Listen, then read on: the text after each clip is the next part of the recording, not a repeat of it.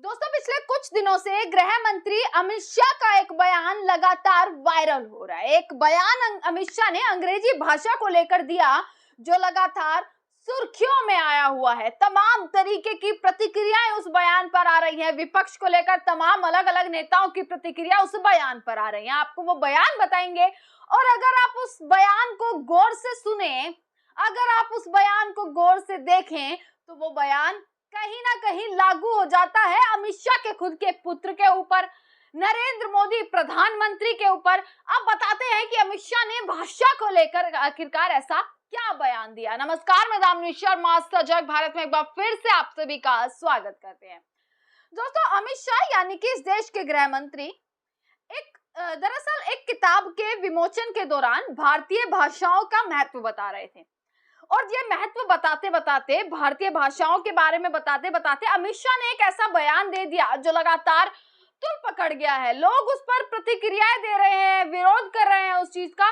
अमित शाह कहते हैं, अंग्रेजी भाषा को लेकर अमित शाह कहते हैं, मेरी बात ध्यान से सुनना, हम सबके जीवन में इस देश में अंग्रेजी बोलने वालों को शर्म आएगी। ऐसे समाज का निर्माण अब दूर नहीं है। यानी कि इस देश के गृह मंत्री ने अंग्रेजी भाषा को लेकर ऐसा बयान दिया और ये कहा कि इस देश में, भारत में जितने भी लोग अंग्रेजी बोलते हैं, जितने भी लोग अंग्रेजी भाषा का प्रयोग करते हैं, उन्हें जल्द ही शर्म महसूस होगी, उन्हें जल्द ही शर्म आएगी। चलिए, ये बयान आपने सुन लिया। अब आप देखिए नरेंद्र मोदी प्रधानमंत्री की ये video. Say to the whole world, India will identify are no longer just another partnership. It is ये दोस्तों, आपने नरेंद्र मोदी की ये वीडियो देखी। ये वीडियो है प्रधानमंत्री की। प्रधानमंत्री भी अंग्रेजी भाषा का इस्तेमाल करते हैं। यानी कि अमित शाह के अनुसार, इस देश के गृह मंत्री के अनुसार, प्रधानमंत्री को भी एक ना एक वक्त पर शर्म आएगी। अब अमित शाह के खुद के पुत्र, जो उनके खुद के पुत्र हैं, बीसीसीआई के सचिव रहे थे, जय शाह, उनकी एक वीडियो देखते हैं। Just sports for us, but it's an emotion that connects every Indian, from the youngest to the oldest. I firmly. दोस्तों, आपने जय शाह की ये वीडियो देखी। मतलब प्रधानमंत्री भी अंग्रेजी भाषा बोल रहे हैं, अमित शाह के खुद के पुत्र अंग्रेजी भाषा का इस्तेमाल कर रहे हैं। अब शायद ये लोग ये कहेंगे कि बाहर जाते हैं तो अंग्रेजी भाषा बोलनी पड़ती है, बाहर जाकर अंग्रेजी भाषा का इस्तेमाल करना पड़ता है। तो जय शाह जो है अपने खुद के ही देश में इस तरीके की भाषा यूज करते हैं, अंग्रेजी भाषा का इस्तेमाल करते हुए नजर आ जाते हैं। प्रधानमंत्री के कई स्पीच और इंटरव्यू में आप अंग्रेजी भाषा के शब्दों का इस्तेमाल आप देख लेते हैं।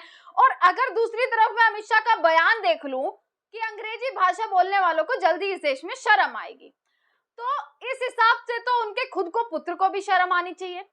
इस हिसाब से तो प्रधानमंत्री नरेंद्र मोदी को भी शर्म आनी चाहिए। इस हिसाब से तो भाजपा के तमाम मंत्री, भाजपा के तमाम नेता जो अपने बच्चों को बाहर विदेशों में पढ़ाने भेजते हैं, जिनके बच्चे बाहर विदेशों में पढ़ रहे हैं और पूरे तरीके से अंग्रेजी भाषा का ही इस्तेमाल करते हैं, जब वो भारत में आते हैं तो अंग्रेजी भाषा का ही इस्तेमाल करते हैं, बाहर रहते हुए भी, अपने देश में आते हुए भी।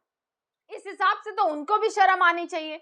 अमित शाह गृह मंत्री के इस बयान के अनुसार जितने भी नेता, भाजपा के नेताओं ने अपने बच्चों को बाहर, ऑक्सफोर्ड यूनिवर्सिटी और तमाम यूनिवर्सिटी में बाहर भेजा हुआ है, विदेशों में भेजा हुआ है पढ़ाई के लिए, उनको भी शर्म आनी चाहिए। अब ये शर्म कब महसूस करेंगे, ये देखने की बात हो जाती है।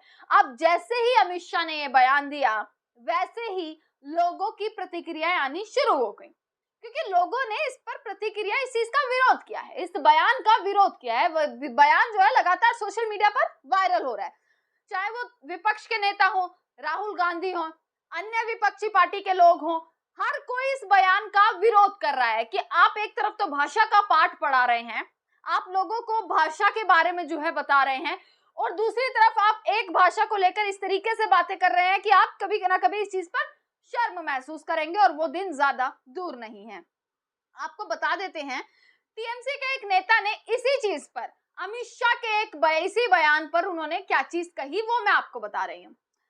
भारत में करीब 97% लोग 97% लोग ऐसे हैं जो कि संवैधानिक मान्यता प्राप्त किसी भाषा को अपनी मातृभाषा मानते हैं।